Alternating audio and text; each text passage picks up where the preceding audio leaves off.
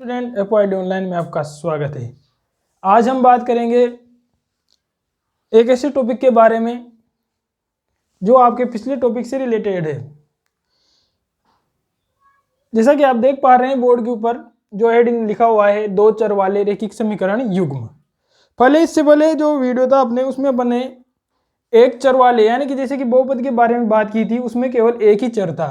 जैसे कि कोई भी समीकरण था x² प्लस 5x प्लस 6, तो उसमें केवल एक ही चर था। लेकिन आज हम बात करेंगे जिस समीकरण में दो चर हो, जैसे कि 5x प्लस 2y प्लस 6 बराबर 0 हो। ऐसे यानी कि आपको दो चर देखने को मिलेंगे। तो शुरू करते हैं अपना वीडियो। हेडिंग में क्या है कि दो चर वाले रैखिक समीकरण युग्म दे रखे हैं। सबसे पहले तो हम इन दो बातों को समझेंगे। दो चर का मतलब मैंने अभी बताया x और y, जैसे कि दो चर आएंगे, क्या आएंगे, दो चर आएंगे। उसके बाद युग्म यानी क्या, जोड़े में। समीकरण कैसे आएंगे, समीकरण कैसे आएंगे, जोड़े के रूप में। समीकरण कैसे आएंगे, जोड़े के रूप में, यानी कि उन समीकरणों में जिनमें दो चर होंगे वो क्या कहलाएंगे, दो चर वाले रैखिक समीकरण। लेकिन अगर वो जोड़े के रूप में आए तो क्या कहलाएंगे, दो चर वाले रैखिक समीकरण युग्म कहलाएंगे। तो उनका फॉर्मेट यानी कि उनका स्वरूप किस प्रकार का होगा, ax plus by plus c बराबर 0। इस प्रकार के तो क्या होंगे, दो चर वाले रैखिक समीकरण युग्म होंगे। यहाँ मैंने बताया x के साथ जो भी अचर पद आता है या अचर संख्या आती है उसे क्या कहते हैं, उस चर का गुणांक। यानी कि x है तो x का गुणांक 1 है, y का गुणांक b है, c के साथ कोई चर नहीं आ रहा है, इसलिए वजह से c क्या है, अचर पद है। ये रूप तो किसका है, दो चर वाले रैखिक समीकरण का है।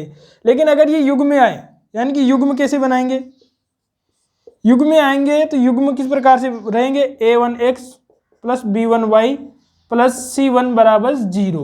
यह तो एक समीकरण एक दे दिया अपन ने। इसके साथ एक और समीकरण रहेगी a2x plus b2y plus c2 बराबर 0। यानी कि इस तरह से दो समीकरण आएंगे एक साथ, किस रूप में आएगी, युग्म के रूप में आएगी। अब इन समीकरणों को जब हम किसी भी तल पर बनाकर देखते हैं, तो जब हम इन्हें किसी भी तल पर खींचते हैं तो तीन कंडीशन बनती है, यानी कि तीन स्थितियां प्राप्त होती है। वो स्थितियां कौन कौन सी है उनके बारे में जानकारी लेते हैं अपन।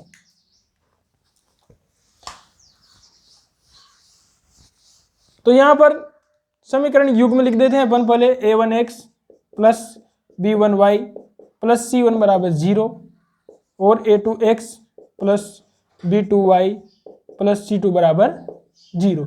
ये तो क्या है, समीकरण युग्म है। ये तो क्या है, समीकरण युग्म में जो आपको प्रश्न में दिया हुआ रहेगा।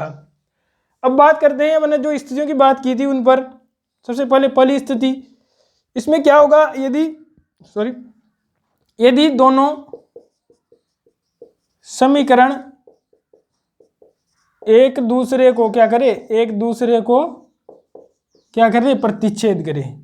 क्या करे, प्रतिच्छेद करे, यानी दो समीकरण एक दूसरे को प्रतिच्छेद करे। अगर प्रतिच्छेद करेगी तो इसका मतलब किस प्रकार से बनेगी, एक समीकरण तो एक जो समीकरण है उसकी रेखा इस तरह से बनेगी, क्योंकि ये क्या है, रेखीय समीकरण युग्म यानी कि एक रेखा बनाती है, इस वजह से रेखीय समीकरण युग्म का इस तरह से ये क्या कर रही है, प्रतिच्छेद कर रही है इस बिंदु पर। कहां पर, इस बिंदु पर। तो यानी कि दो समीकरण एक दूसरे को प्रतिच्छेद करे। एक कंडीशन तो ये होती है, यानी कि इसका चित्र अपन ने बना दिया, ठीक। दूसरी कंडीशन, जब दोनों रेखाएं क्या हो, समांतर हो। समांतर हो, कैसी हो, समांतर हो। समांतर हो तो किस तरह की बनेगी, ऐसे, यानी कि अनंत तक जाएगी तो इनके बीच की जो दूरी है वह हमेशा बराबर रहेगी। वह क्या रहेगी, हमेशा बराबर रहेगी, यानी कि चलती जाएगी, लेकिन इनके बीच की जो दूरी है वो कभी कम नहीं होगी। उसके बाद तीसरी स्थिति अपने जो बनेगी वो क्या होगी, दोनों रेखाएं क्या हो, समपाती हो। क्या हो, समपाती। अब समपाती का मतलब क्या होता है कि एक रेखा के ऊपर ही दूसरी रेखा बने। जैसे कि मान लीजिए एक समीकरण से इस तरह की रेखा बन गई और दूसरे समीकरण से भी वही रेखा बने और उसी जगह पर ऐसे, तो हो गए ना, दोनों समपाती हो गए, एक ही लाइन पर दोनों लाइनें बन जाए, जैसे यहाँ। तो क्या है, ये समपाती हो गए। तो यहाँ जब ये समीकरण युग्म में इसको किसी तल पर खींचते हैं तो 3 स्थितियां प्राप्त होती है। या तो दोनों प्रतिच्छेद करेगी, या दोनों क्या होगी, समांतर होगी, या दोनों क्या होगी, समपाती होगी। जब भी हम कोई भी प्रश्न करेंगे उनमें केवल हमको एक ही स्थिति प्राप्त होगी। या तो सवाल में जो समीकरण युग्म दिया हुआ होगा वह या तो प्रतिच्छेद करेगा, या फिर उनकी जो रेखाएं होगी उनका जो रेखाएं खींचेंगे अपन वो या तो समांतर होगी, या फिर दोनों रेखाएं समपाती होगी। यानी तीनों में से एक ही स्थिति प्राप्त होगी, तीनों कभी भी एक साथ प्राप्त नहीं होगी। इसके आगे की चर्चा अपन अगले वीडियो में करेंगे। इन तीनों को एक एक करके विस्तार पूर्वक जानेंगे, इनके उदाहरण लेते हुए इनको समझेंगे। तो आपको ये वीडियो समझ में आया होगा, मुझे आशा है। अगर आपने हमारे चैनल को सब्सक्राइब नहीं किया है तो सब्सक्राइब जरूर करें। Thank you.